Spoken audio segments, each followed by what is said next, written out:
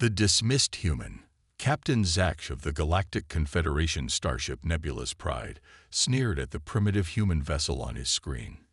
To him, the humans were little more than ignorant apes, barely grasping the fundamentals of faster-than-light travel.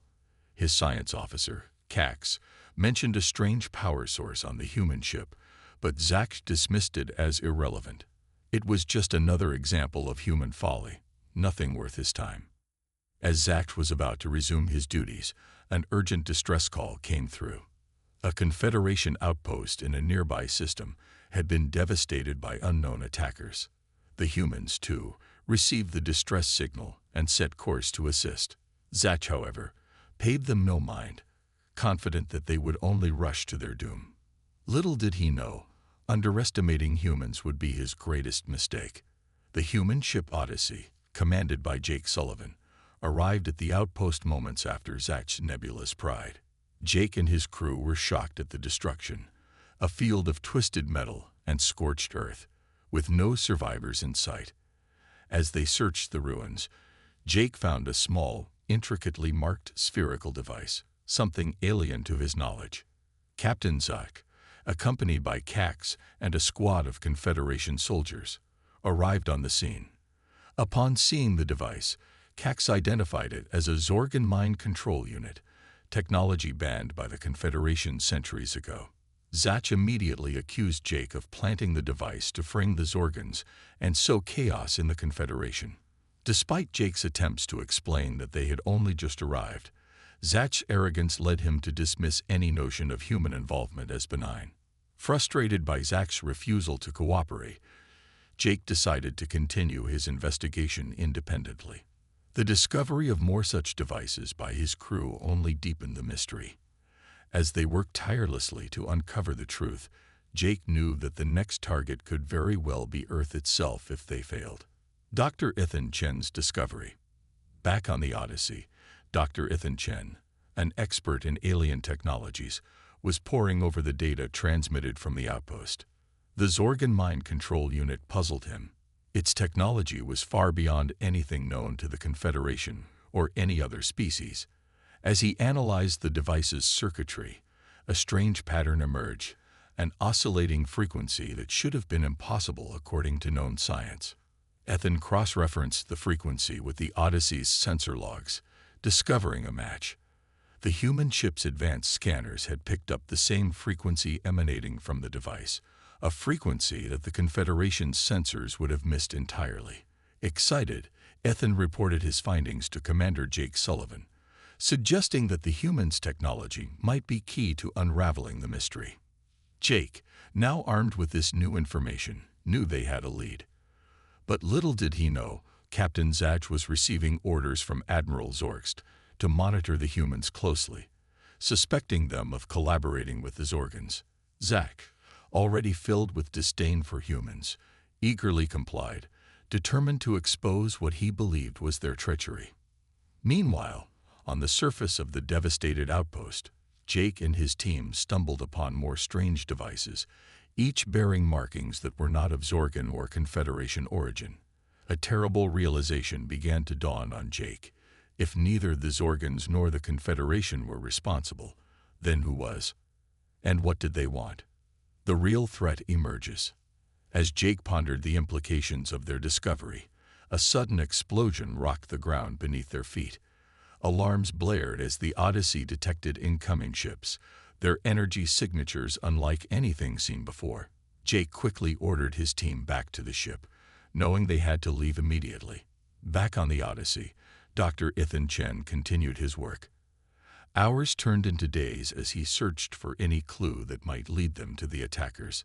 Just as fatigue began to set in, he made a breakthrough. The energy signature from the Zorgan device was not just unique, it was also directional. He could trace it back to its source. Commander Sullivan hurried to Ethan's workstation, where a holographic map of the star system displayed the origin of the signal. The source was located on a small moon orbiting a distant gas giant. With this information, Jake knew they were on the verge of uncovering the truth, a truth that could change the fate of the galaxy. Beneath the surface, as the Odyssey set course for the moon, Jake couldn't shake the feeling that they were walking into a trap. The moon's surface was desolate, but beneath it lay a network of tunnels and structures, hidden from all but the most advanced scanners. Jake, Olivia, and a small team of specialists descended into the depths, their every move monitored by Captain Zach's surveillance. The team encountered no resistance, only eerie silence. Deep within the moon's core, they found a massive ancient facility, filled with technology far beyond anything the Confederation had ever encountered. It was clear now. This was the true source of the attack on the outpost, and perhaps many other incidents across the galaxy. But as they explored further, the team triggered a dormant defense system. Automated drones, armed with advanced weaponry, sprang to life, attacking the intruders. Jake and his team fought desperately to escape, barely making it back to the surface alive. As they fled back to the Odyssey, Jake realized that they were dealing with a threat far more dangerous than the Zorgans or even the Confederation. The Confederation's dilemma. Back on the Odyssey, Jake knew they had to warn the Confederation about the new threat, but he also knew that Captain Zach would never believe them. Despite this, Jake contacted Zach, sharing their findings and urging cooperation. Zach, however, remained stubbornly mistrustful, convinced that the humans were somehow involved with the Zorgans. Meanwhile, Admiral Orcs, receiving reports from Zach, grew increasingly concerned.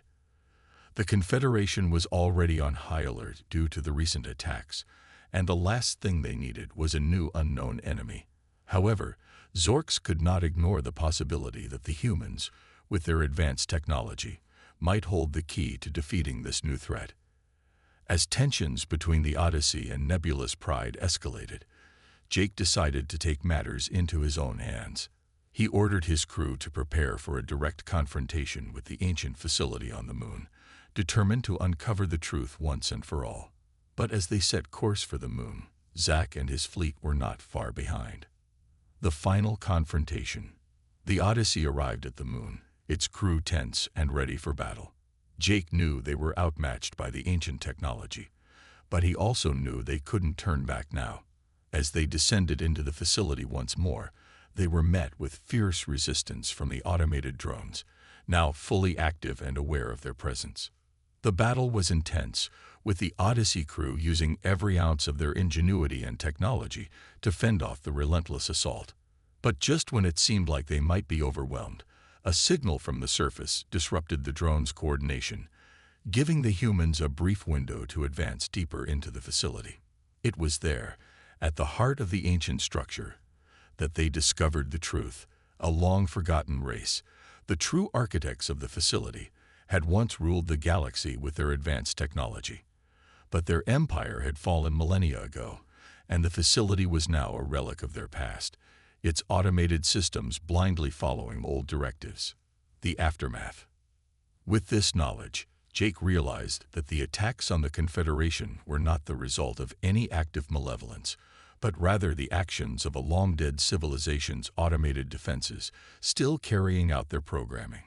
The true enemy was not the Zorgans, not the Confederation, and certainly not the humans, but the remnants of a forgotten era. As they returned to the Odyssey, Jake transmitted their findings to Captain Zach, hoping to finally convince him of the truth.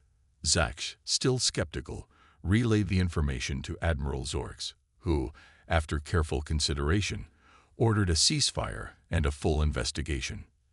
The Confederation, now aware of the ancient threat lurking within their borders, began efforts to contain and study the facility, hoping to prevent further incidents. As for the humans, they had proven their worth once again, not through brute force, but through their unique ability to adapt, learn, and solve the mysteries of the universe. In the end, the galaxy was spared a devastating war, not because of the might of the Confederation, but because of the ingenuity and determination of the very species they had underestimated, the humans. The awakening of a new power. As the collective might of the human forces pressed against the barriers of the Domarians, something profound began to stir within humanity itself. On the surface of Earth, as well as within the far-flung colonies, there was a growing sense of unity, a bond that transcended the physical. It was as if the entire species was beginning to resonate on a single frequency, a frequency that had been dormant for eons, waiting for the right moment to awaken. A bond beyond understanding. In the command center on Earth, General Prescott noticed a change in the atmosphere. The air seemed charged, not with tension but with something deeper, something almost electric. He exchanged glances with Dr. Laurent, who had been monitoring the physiological and psychological states of the soldiers. "General, something is happening," Dr. Laurent said, her voice tinged with both excitement and concern. "The soldiers, it's as if they're becoming more synchronized, more connected." Prescott frowned, trying to grasp the implications of her words. "What do you mean by connected?" Dr. Laurent hesitated before replying. "I mean, it's like they're sharing thoughts, emotions, even physical sensations. I've never seen anything like it. It's as if they're becoming a single entity, a collective consciousness, the catalyst of evolution." This newfound connection wasn't limited to the soldiers. Civilians, too, began to experience a strange sense of unity. Across the world, people found themselves suddenly understanding each other without words, sensing each other's thoughts and emotions as if they were their own. The barriers of language, culture, and even individual identity began to blur. In orbit around Earth, aboard the United Humanities flagship, Captain Serena Quinn felt it too. As she coordinated the fleet's movements, she realized she could anticipate the thoughts of her crew before they even voiced them. Orders were carried out with a seamless efficiency that was almost eerie. "This is something new," she thought to herself, "something that could change everything." The Domarian's realization. Back in the heart of the Domarian fleet, High Warlord Solara felt the tide shifting. The humans were no longer just fighting as individuals, they were fighting as one. It was as if they had tapped into a power that the Domarians couldn't comprehend, let alone match. "They are evolving," Solara muttered, her voice laced with unease. This is beyond what we anticipated." The Domarians had always prided themselves on their advanced technology and superior tactics, but now, faced with an opponent that was rapidly becoming something greater than the sum of its parts, they found themselves at a loss. A glimpse of the future. On Earth, scientists and scholars began to theorize about what was happening. They spoke of a new stage in human evolution, a leap that had been triggered by the immense pressure of the Domarian invasion. This was no longer just a battle for survival, it was the birth of a new era. Dr. Laurent, working tirelessly in her lab, began to piece together the evidence. This isn't just a defense mechanism, she realized. This is humanity's potential, our true potential, finally being unlocked. The Domarians came to destroy us, but instead, they've made us stronger than we've ever been. The final stand. As the Domarian fleet prepared for what they hoped would be a decisive strike, humanity stood united in a way that had never been seen before. Every human, from the soldiers on the front lines to the civilians in their homes, was connected by an invisible thread, a shared purpose that transcended the physical realm. On the battlefield, the human forces moved with a precision and cohesion that stunned their Domarian adversaries. They fought not as individuals, but as a single, unstoppable force, each action perfectly coordinated, each move anticipated before it was made. The Domarians had come to conquer, but they had awakened something far greater, a force that was now poised to turn the tide of the war in humanity's favor. The turning of the tide. As the battle raged on, the Domarians found themselves overwhelmed by the relentless force of humanity. The collective consciousness that had awakened within the human race made them unstoppable, turning what was once a desperate struggle for survival into a coordinated, powerful counterattack. The rise of a new weapon. Captain Serena Quinn, aboard the United Humanities flagship, felt the power of the collective consciousness surge through her. It wasn't just a tactical advantage, it was something far deeper. She realized that this connection allowed them to access knowledge, instincts, and skills from every human, past and present. "We are more than just individuals," she thought, her mind seamlessly connected with her crew. We are the culmination of all our ancestors, all our struggles, all our triumphs.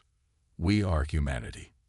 With this realization, a new weapon was born, not of metal and fire, but of thought and will. The fleet began to move as one, a perfect synchronization that allowed them to execute maneuvers that would have been impossible just days before. The Domarians were unprepared for this new tactic.